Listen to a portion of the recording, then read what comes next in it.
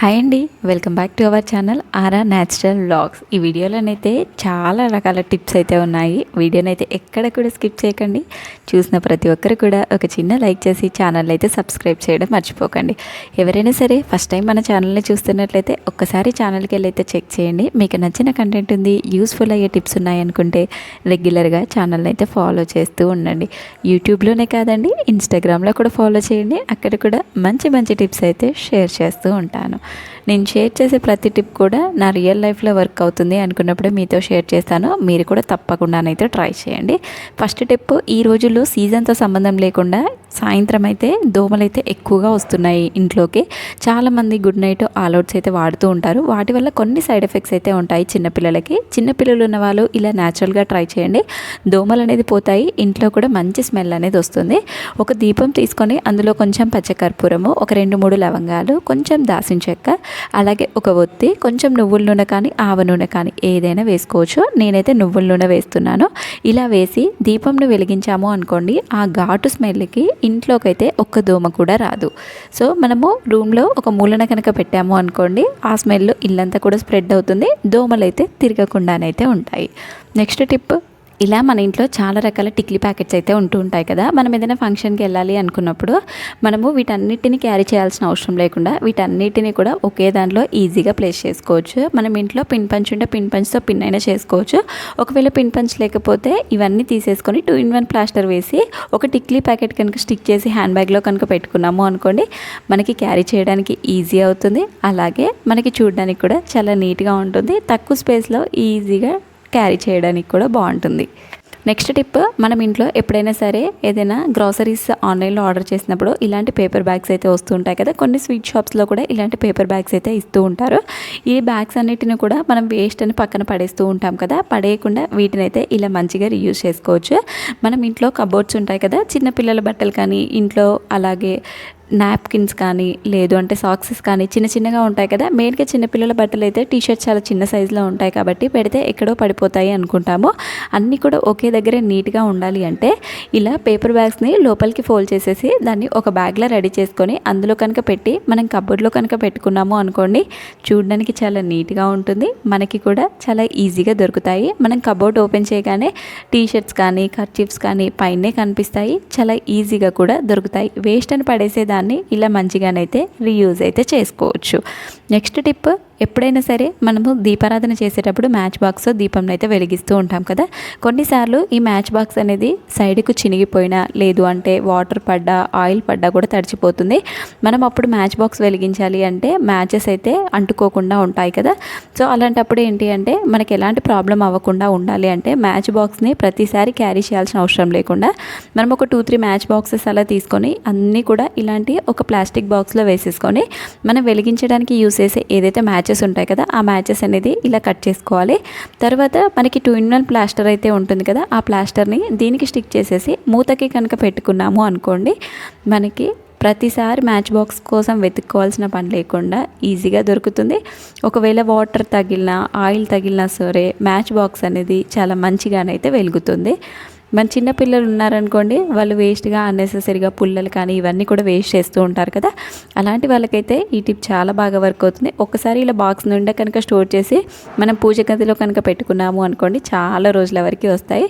Match box ఎక్కడో పడిపోతుందనే tension అయితే ఉండదు. ఇలా చేయడం వల్ల మనకి మ్యాచ్ బాక్స్ అనేది ఈజీగా దొరుకుతుంది. అలాగే మనకి పుల్లలు కానీ మ్యాచ్ బాక్స్ కానీ తడవకుండానైతే ఉంటుంది. మన పని అనేది కూడా చాలా ఈజీగా అయిపోతుంది. ఇలాంటి మంచి మంచి టిప్స్, ఇలాంటి రీయూజ్డ్ ఐడియాస్ అయితే మన ఛానల్లో చాలా ఉన్నాయి. చెక్ చేయకపోతే ఒకసారి ఛానల్కి వెళ్ళి అయితే చెక్ చేయండి. ఇలాంటి మంచి మంచి టిప్స్, టైం సేవింగ్ టిప్స్ కానీ మనీ సేవింగ్ టిప్స్ కానీ చాలానైతే ఉన్నాయి. ఒకసారి ఛానల్కి వెళ్ళి అయితే చెక్ చేయండి. నెక్స్ట్ టిప్, ఆడవాళ్ళు అయితే శారీకి మ్యాచింగ్ తగ్గట్టు బ్యాంగిల్స్ అయితే వేసుకుంటూ ఉంటారు కదా. ఇలా మనం బ్యాంగిల్స్ అనేది వేసుకున్నప్పుడు ఇలా ఫ్యాన్సీ బ్యాంగిల్స్ కానీ కొంచెం మెరుపుగా ఉన్న బ్యాంగిల్స్ కానీ వేసుకున్నాము అనుకోండి, అవి అంతా కూడా మన హ్యాండ్స్కి పట్టేస్తూ ఉంటాయి. మళ్ళీ మనం కొన్నప్పుడు చాలా డెలికేట్ డెలికేట్గా ఉంటాయి, కింద పడితే వెంటనే పగిలిపోతూ ఉంటాయి. అలా మెరుపు స్ప్రెడ్ అవ్వకుండా, గాజులు అనేది పగిలిపోకుండా ఉండాలి అంటే ఇలా మనం వేసుకోవడానికి ముందు ఒక 10 మినిట్స్ ఇలా హాట్ వాటర్లో వేసి ఒక 10 మినిట్స్ ఉంచాలి. ఒక 10 మినిట్స్ తర్వాత నీట్గా క్లీన్గా తుడుచుకొని మనం మీ బ్యాంగిల్స్ కనుక వేసుకున్నాము అనుకోండి, మనకి షైనింగ్ అనేది పోదు, మెరుపు అనేది అంటుకోకుండా ఉంటుంది. అలాగే గాజులు అనేది కూడా గట్టి పడతాయి, ఈవెన్ కింద పడ్డా కూడా పగిలిపోకుండానైతే ఉంటాయి. నెక్స్ట్ టిప్, ఇంట్లో చిన్నపిల్లలు ఉన్నారు అనుకోండి, వాళ్ళ టీషర్ట్స్ ఇలా ఈజీగా సింపుల్గానైతే ఫోల్డ్ చేసుకోవచ్చు.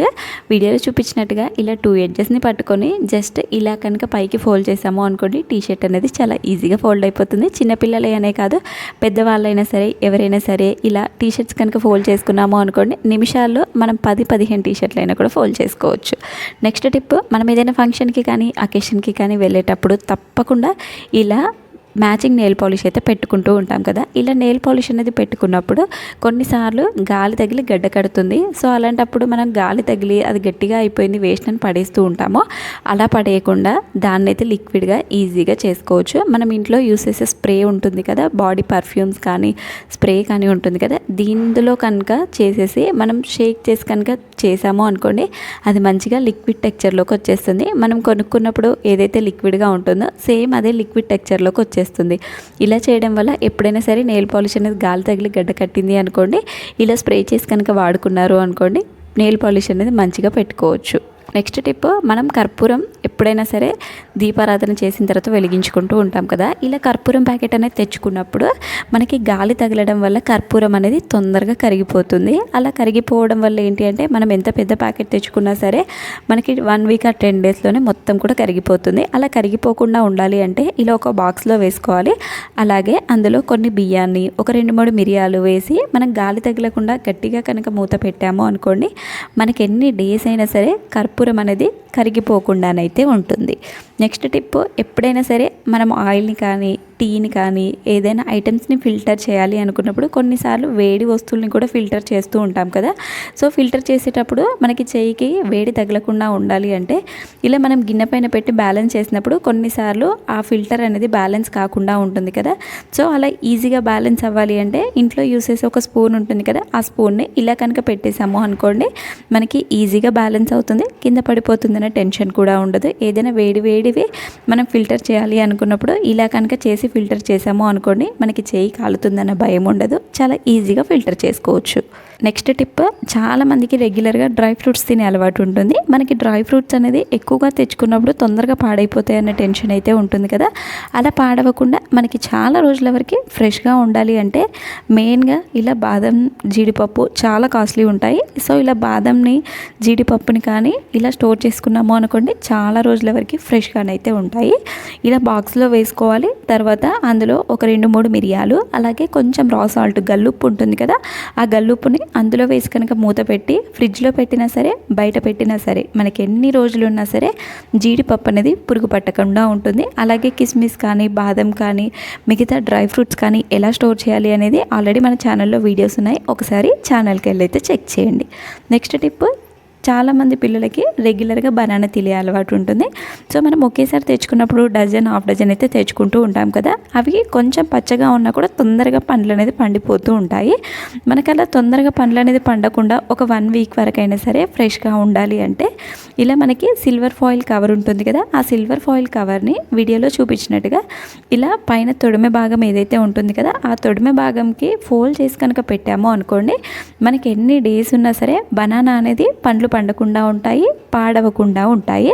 సిల్వర్ ఫాయిల్ కవర్ అవైలబుల్గా లేదు అనుకోండి, టిష్యూ పేపర్ పెట్టేసి దానిపైన రబ్బర్ వేసినా సరే చాలా రోజుల వరకు పండ్లు అయితే పండకుండానైతే ఉంటాయి. నెక్స్ట్ టిప్, ఎప్పుడైనా సరే మనం ఇంట్లోకి ఇలా ఫ్రూట్స్ తెచ్చుకుంటూ ఉంటాం కదా. ఫ్రూట్స్ అనేది చాలామంది ఫ్రిడ్జ్లో పెడుతూ ఉంటారు. చాలామందికి ఏంటంటే ఫ్రిడ్జ్లో పెట్టినవి తినడానికి అయితే ఇష్టపడరు.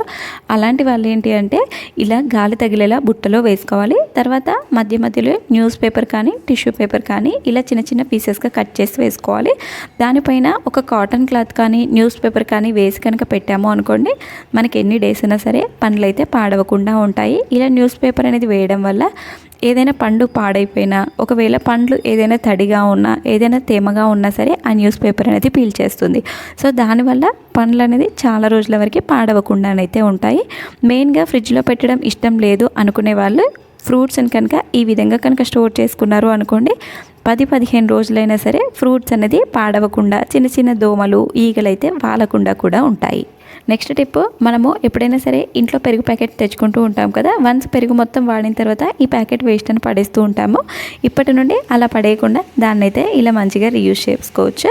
వీడియోలో చూపించినట్టుగా ఇలా సీజర్ తీసుకొని ప్యాకెట్ అంతా కూడా ఓపెన్ చేసుకోవాలి. అందులో అడుగున ఏ కొంచెమైన పెరుగు అనేది మిగిలిపోతూ ఉంటుంది కదా, ఆ పెరుగుని మనం ఇంట్లో రాగి ఇత్తడి వస్తువులు పూజ సామాగ్రి ఉంటుంది కదా, ఇలా ఈ ప్యాకెట్ పెరుగనే కాదు, మన ఇంట్లో ఎప్పుడైనా పులిసిపోయిన పెరుగు కానీ పుల్లగా ఉన్న పెరుగు కానీ ఉంటుంది కదా, ఆ పెరుగును కూడా ఈ రాగి ఇత్తడి వస్తువులు క్లీన్ చేయడానికి వాడుకోవచ్చు. ఇలా రాగి ఇత్తడి వస్తువుల మీద ఈ పెరుగుని అప్లై చేసి ఒక 10 to 15 మినిట్స్ అలానే వదిలేయాలి. ఒక 10 to 15 మినిట్స్ తర్వాత మనకి టిష్యూ పేపర్తో కానీ వాటర్తో కానీ క్లీన్ చేసాము అనుకోండి, చాలా మంచి షైనింగ్ అనేది వస్తాయి. దానిపైన ఉండే నల్లదనం అనేది చాలా ఈజీగా పోతుంది. ఇలా స్టోర్ చేయడం వల్ల మనకి ఎన్ని రోజులైనా సరే నల్లబడకుండానైతే ఉంటాయి. మనకి వేస్ట్ అండ్ పడేసే పెరుగు ప్యాకెట్తోనైతే ఇన్ని విధాలుగానైతే వాడుకోవచ్చు. ఐ హోప్ టిప్స్ అన్నీ కూడా నచ్చాయనే అనుకుంటున్నాను. మీకు ఏ టిప్ నచ్చిందో కామెంట్ చేయండి. మీకు ఫర్దర్గా ఎలాంటి టిప్స్ కావాలో కామెంట్ చేయండి. నెక్స్ట్ వీడియోస్లోనైతే తప్పకుండా చేయడానికైతే ట్రై చేస్తాను. వీడియో చూసిన ప్రతి ఒక్కరు కూడా లైక్ చేసి సబ్స్క్రైబ్ చేసి